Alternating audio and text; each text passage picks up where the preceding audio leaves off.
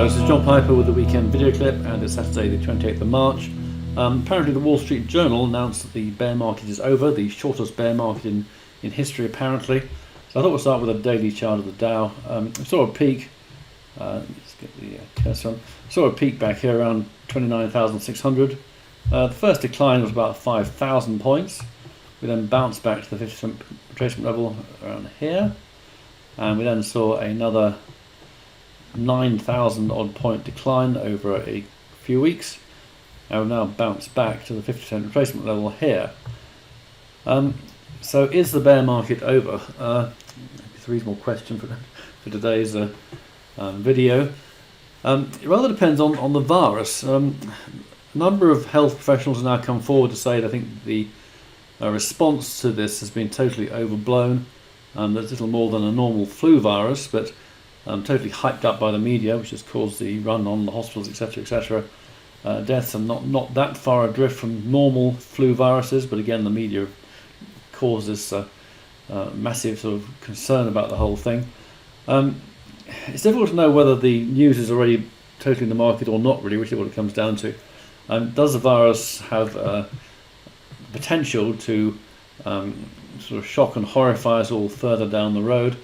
I mean, it may well do so, but one point I think is quite interesting. That is, at the moment, it seems to be that all the major countries with problems, like China, for example, Spain, for example, Italy, have actually only had one area of problems, in the sense that Wuhan contained the virus in China. I've had a very bad time of it, but it doesn't seem to have spread much beyond Wuhan. Italy is centered around Milan. Spain is centered around Madrid, and for example on Costa del Sol, where I am, there's very little problem. I mean, Malaga is quite a big city, but again, not the sort of problems that Madrid are seeing.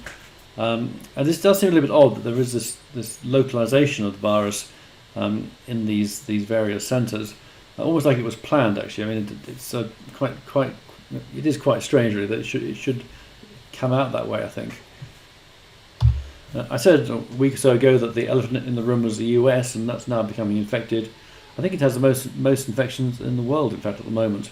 But I think, well, it seems to me that the virus is fairly well known. We're now heading into April, May, where the weather should start to improve. I mean, flu viruses generally have less effect in the summer. Certainly in Spain it's a horrible day today, but we have better weather forecast next week. I think it's certainly a case that the worst is over. The market has got all the news it needs to have, that the virus is more of a known quantity. But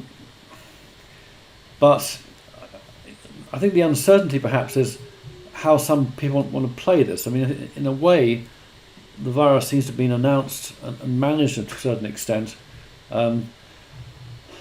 I mean, people go on about conspiracy theories. There are thousands of conspiracy theories around at the moment, but the way the virus was launched on the world from Wuhan, we've seen the markets fall from nearly 30,000 down to 18,000. So that's a significant fall. In fact, it's almost precisely a 38.2% retracement off the peak, which is interesting.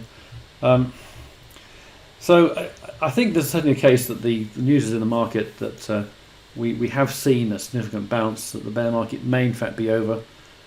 Maybe the Wall Street Journals know something that we don't. This thing does seem to be slightly orchestrated. So look at the actual action since the low there, see whether that gives us any clues. Okay, so here was the low around 182.30 thereabouts.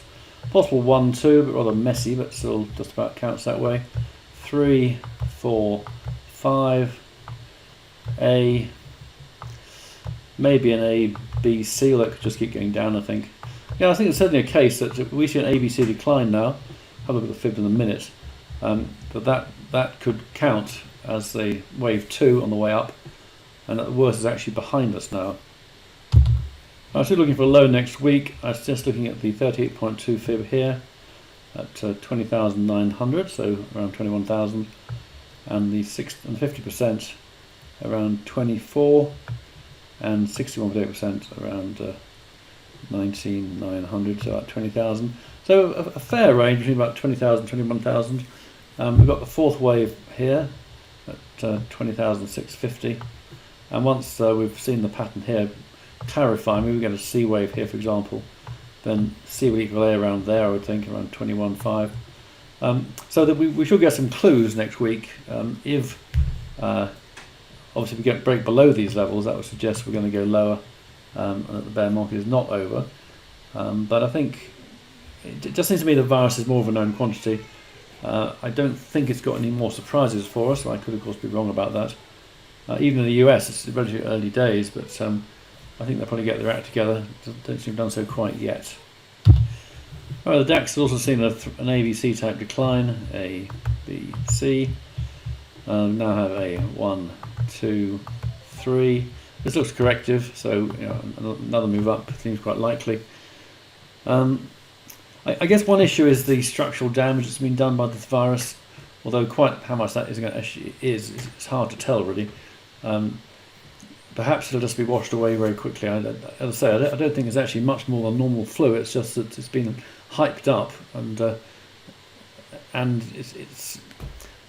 I mean, all the mention of hospitals have been overrun. Well, they are normally overrun. If you go to a hospital, they often, even normal times, they tend to be quite busy places, so it's not actually that difficult to overrun a hospital, I don't think. Anyway, we'll have to wait and see. Really, I think it's very difficult to look too far into the future, especially in a situation like this. Currently, we're testing a 38.2% retracement level with this rally, but this does look correct. Let's expand the chart a bit. Yeah, so the 38.2% level is here, and that's pretty much what we got to. And you can see it's hard to make a 5 out of this initial move, but it's not too bad. It's fairly impulsive. 1, 2, that's 1, 2, 3, 4, 5 for third wave. A, B, C. This may not be over yet, and we haven't necessarily seen the low here. And the Dow as a guide, I think we're going to see lower prices first before we go higher, and then perhaps a fifth wave coming in to set the scene for the next stage of this. I refer to you again, the Fibonacci 38.2% level is around 4.7, so we bounced around there. It looks like an ABC, A, B, C. So let's have a look and see whether we've got a potential impulsive move. Well, much less of a case really, in the sense that we've got an A, B, C, well obviously an A, B, C initially. B wave, 5 waves here. I mean the wave patterns are less important than the actual sort of what's going on in the greater world, I think, but at the moment this doesn't look very impulsive and not so encouraging. Now looking at gold, we have an ABC rally here, which is of some concern. So I'm looking at an ABC at the moment. We've got a 5-part C wave. But let's see what happens next. I mean, so far a very mild correction. I think we're going to see more downside probably. But whether this actually is a corrective move, I'm not too sure, because I think gold is always bound to benefit from the current situation. Certainly it has benefited quite a lot already with the $200 rally, which is certainly significant. So I'm inclined to overrule the chart patterns, which perhaps I shouldn't do, but it just seems likely gold will benefit. Right, well, silver saw a low there, so we can call that a 1, 2, 1, 2, 3, 4, 5. Now we've got this what looks like a 4th wave drift, with the 5th wave still due there. We're looking encouraging on silver, and without the fact that low there is lower than that low there means you've got a clear 5 waves up, well, developing. Whereas on gold, of course, because that's the lower low, it looks more like an ABC. So you can take what you want from that. Right, Bitcoin, we have this possible rising wedge pattern off the low. 1, 2, 3, 4, 5. As Bill Azard put it, the reason for rising wedge patterns are that the market is depressed by the sentiment from previous decline, and therefore the 5 waves get sort of squished up a bit, which is what we're seeing basically. ABC, I would have thought we're going to see more than that, but it's possible the market is back on the up at the moment, and that this is actually a key low. However, no such redemption for Ethereum, with no 5 waves at all really, just an ABC, ABC, ABC. So it looks like a triangle. I mean, I would expect them to move in some kind of harmony, although Ethereum has various issues at the moment, I believe. Technicals aren't really my strong point on these technicals of the actual coins. But this pattern certainly isn't very encouraging, but Bitcoin does have some potential. Right, on that note, I've called it a day. Hope that interesting and useful. Back to the report on Tuesday for subscribers. Have a great weekend. I hope the weather's better than it is in Spain, where it's actually miserable.